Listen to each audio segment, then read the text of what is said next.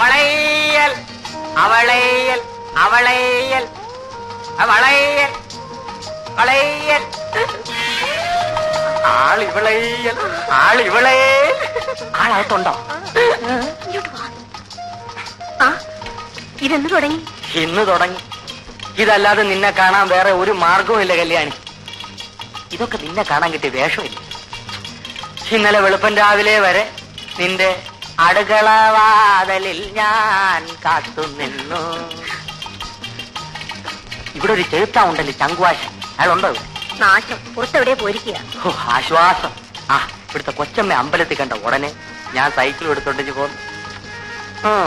ഇനിങ്ങനെ എന്നാ മതിയാ? ഞാൻ അകത്തോട്ട് വരട്ടാ? അയ്യോ, ഒന്നും വേണ്ട. പേടിക്കണമെന്നേ, അതിനൊക്കെ മാർഗമുണ്ട്. നീ കഴിഞ്ഞോട്ട് നീട്ട്, നമുക്ക് വള ഇട്ടോണ്ടിരിക്കാം. വല്ലവരും കണ്ട സിമ്പിൾ വളക്കച്ചവടം. കല്യാണി, എത്ര നാളായി ഞാൻ നിന്റെ പുറകെ നടക്കും. നിനക്കെന്നെ വിശ്വാസമില്ലേ? കല്യാണി, കല്ലിലിട്ട് അടിച്ചാൽ പോലും പൊട്ടാത്ത വള. 1 വർഷം ഗ്യാരണ്ടി, 2 വർഷം ഗ്യാരണ്ടി ഇല്ല. വള വള വളേ. വേദനിക്കുന്നോ? 3 മതി. സാരമില്ല, അതാദ്യമായതുണ്ടാകും. നിനക്കിതുവരെ ആരും വളയിട്ടിട്ടില്ലല്ലോ. കണ്ടാൽ അറിയാം. അയ്യോ, സങ്കോചം വരുമെന്ന്. അയ്യോ, എന്നാ ഞാൻ പോവാ. രാത്രി അടുക്കള വാതിൽ തുറന്നിടണേ. അടുക്കള വാതിലിൽ ഞാൻ കാത്തു നിൽക്കും.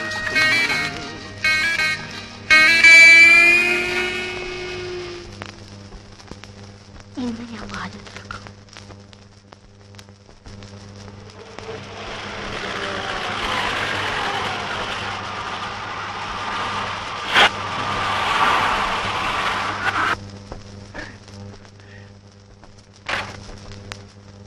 അല്ലേ, 2 ആഴ്ച കറങ്ങാൻ പോകുന്നത് നേരത്തെ പോന്നു. എന്ത് പറ്റി? ആ ബാഗ് എടുത്തകത്ത് വെക്കും.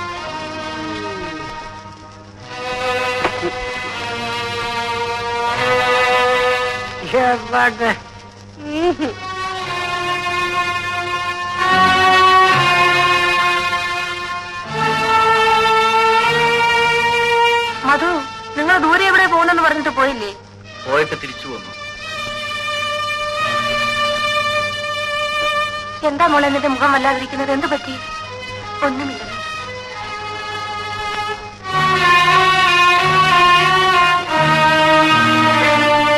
ഈശ്വര, ഈ പിള്ളേർക്ക് എന്ത് പറ്റി?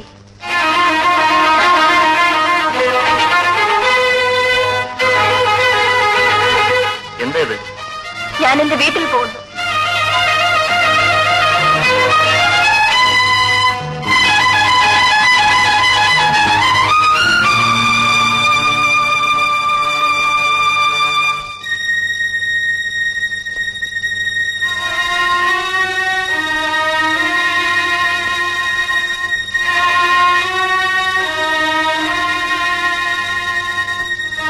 ഞാൻ വീട്ടിൽ പോകുന്നെന്ന് പറഞ്ഞത് കേട്ടില്ലേ?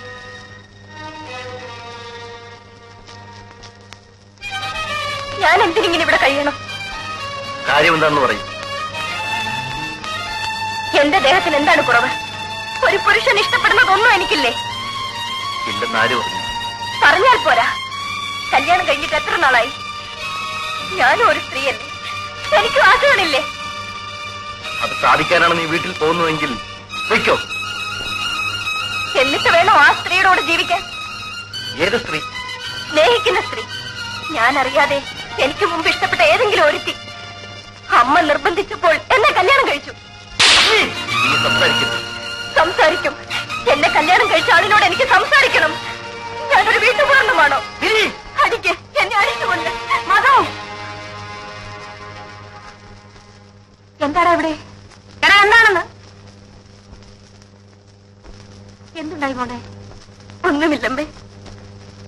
പിന്നെ ഇപ്പഴേ വഴക്കിട്ട് പിരിയാൻ ഇവിടെ എന്തുണ്ടായി? അച്ഛന്റെ സ്വഭാവം എടുക്കരുത്, പറഞ്ഞേക്കാം. കല്യാണം കഴിഞ്ഞിട്ട് 10 ദിവസമായിട്ടില്ല. അതിനു മുൻപേ നാണമില്ലേടാ നിനക്ക്? പറഞ്ഞില്ലെന്ന് വേണ്ട, ഇത് അന്തസ്സുള്ളൊരു തറവാടാണ്. അതനുസരിച്ച് ജീവിക്കാൻ നീ മറക്കരുത്. ഇവിടെ ഒരു പെണ്ണിനെ കല്യാണം കഴിച്ചു കൊണ്ടുവന്നാൽ അവൾ ഇവിടുത്തേതായിരിക്കണം, മരിക്കുന്നത് വരെ. മോളെ, കിടക്കവും പിണക്കവും ഒക്കെ എല്ലാവരുടെ ജീവിതത്തിലും ഉണ്ടാകും. നോക്കൂ, എന്റെ മുഖത്തേക്ക് നോക്കൂ. എന്നെ പോലെ വേദന അനുഭവിച്ചിട്ടുള്ള മറ്റൊരു സ്ത്രീ ഈ ലോകത്തുണ്ടാകുന്ന മോളെ. പെണ്ണുങ്ങൾ പലതും സഹിക്കണം. കുടുംബജീവിതത്തിന് വേണ്ടി നമ്മളാണ് പലതും മറക്കേണ്ടത്. എല്ലാം ശരിയാകും. മധു, നീ ലീവ് എടുക്കണ്ട. നിങ്ങൾ രണ്ടുപേരും കൂടി അവിടെ പോയി താമസിക്കും. കുറച്ചുനാൾ ഉത്തരവാദിത്വത്തോടുകൂടി ജീവിച്ചാൽ എല്ലാം മാറും. മോളെ, എന്നെ സമാധാനിപ്പിക്കാൻ ആരും ഉണ്ടായിരുന്നില്ല. നിനക്ക് ഞാനുണ്ട് മോളെ, ഞാനുണ്ട്. ഇന്നാളത്തെ പോലെ ആരെങ്കിലും വഴക്കുണ്ടാക്കാൻ വരുമോ? എന്റെ കൂടെ ഇത്ര നാളും കഴിഞ്ഞതിന് ശേഷം നിന്നെ പിടിച്ചുകൊണ്ടുപോയിട്ട് എന്തു ചെയ്യാനാ? അച്ഛന്റെ വാശി അത്ര തന്നെ. വീട്ടിൽ നിന്ന് ആരെങ്കിലും ആയിരിക്കുമോ? അപ്പച്ചൻ ഒരുപക്ഷെ ഇവിടെ മാത്രഞ്ഞു കാണും. എങ്കിൽ കാര്യം കുഴപ്പമാക്കും. സുരേഷ് ഇവിടെ ഇരിക്കും. വേണ്ട, ഞാനും വരും.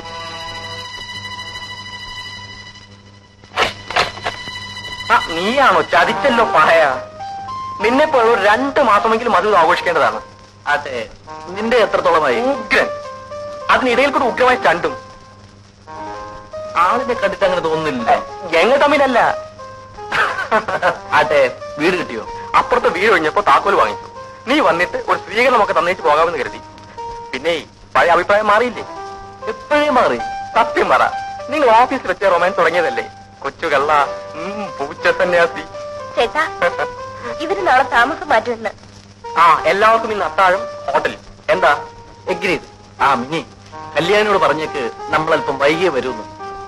കല്യാണി, എല്ലാം കാര്യം എടുത്ത് വെച്ചില്ലേ? ഞങ്ങൾ പുറത്തേക്ക് പോന്നു. കഥ എടുത്തോളൂ. ശരി.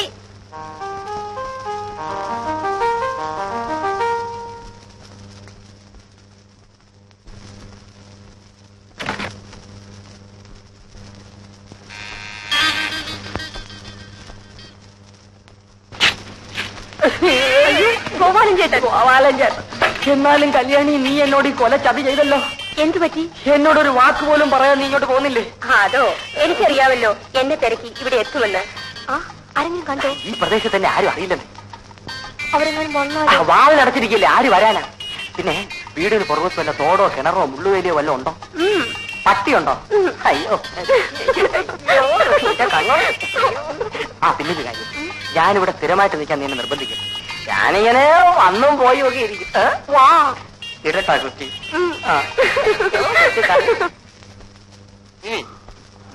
നിനക്ക് വല്ലാത്ത നിർബന്ധം തന്നെ.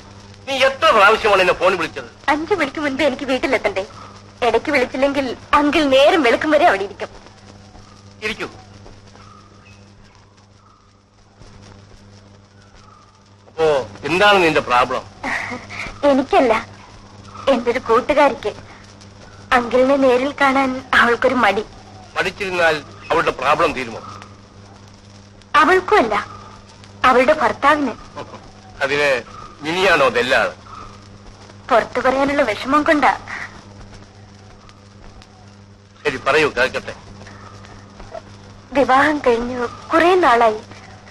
അയാൾക്ക് യാതൊരു താല്പര്യവുമില്ല. അവളോട് വെറുപ്പാണ്. നല്ല ഇഷ്ടത്തിലാണ് രണ്ടുപേരും. പക്ഷേ ശാരീരിക ബന്ധം ഒരിക്കൽ പോലും അവർ തമ്മിൽ ഉണ്ടായിട്ടില്ലത്രേ. കാരണം? അതറിഞ്ഞുകൂടാ. ആദ്യ രാത്രി മുതൽ അവൾക്ക് നിരാശയാണ്. അതെന്താണ് അങ്കിൾ? കൂട്ടുകാരിയോട് പറയൂ, അവളും ഭർത്താവുമായി എന്നെ വന്ന് കാണാൻ. അത് രോഗമാണോ? ചികിത്സിച്ചാൽ മാറുമോ?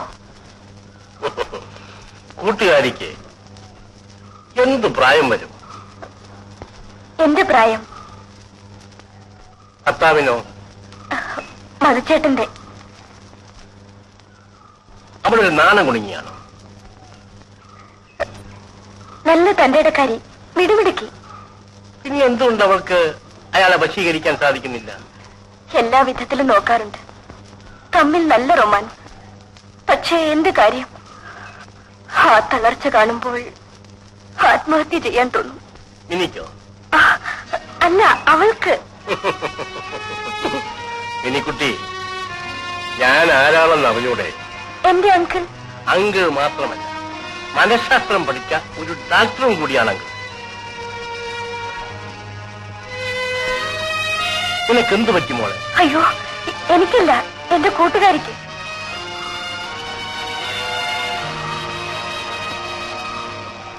ഇനി എന്റെ മുമ്പിൽ നിൽക്കുന്ന ഒരാളുടെ നേരിയ ചലനത്തിന്റെ അർത്ഥം പോലും മനസ്സിലാക്കുവാൻ എനിക്ക് സാധിക്കും. എൽമി, ആ കൂട്ടുകാരി നീ തന്നെയല്ലേ?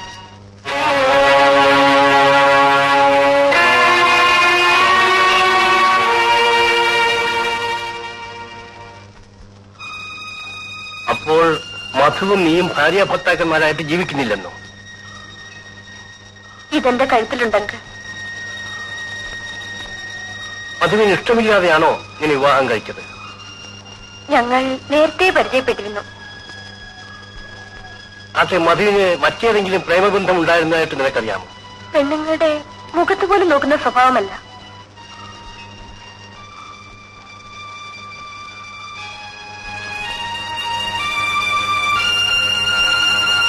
Do one thing, ഇക്കാര്യത്തെക്കുറിച്ച്